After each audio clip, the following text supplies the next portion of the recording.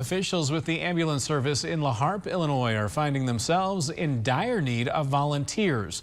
Right now, the Hancock County EMS director says they're not in service 24/7, which is what the Illinois Department of Public Health requires.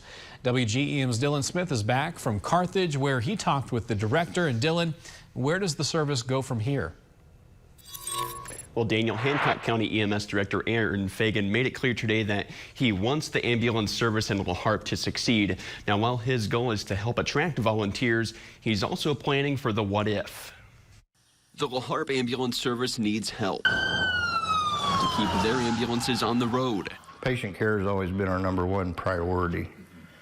We have not suffered there at all. The interim director, Eric Palmer, says they have around 10 volunteers. Some are more active than others, but they need more to make sure when you call 911, they're there to respond. Right now, we do ALS intercept for any calls in the Harpe, or when they're out of service, we are responding from here to cover their area. Between mutual aid and times when Harpe isn't in service, Hancock County EMS Director Aaron Fagan says his crews have made the 20-minute trip north more than 50 times this year. I can't staff my staff up there to help them because they're in a different system than we're in. He assures the public that no matter what, someone will respond. Right now, it's a matter of making Harpe Ambulance a self-sustaining service. If worst-case scenario comes, he has a plan. Well, we would probably put on a third crew here, a second ambulance out of Carthage, maybe even staff them up there during the daytime hours. In the meantime, an EMT class is in the planning stages in Harpe. Palmer says half the battle is getting a prospective volunteer the proper certification before they can respond. People have to be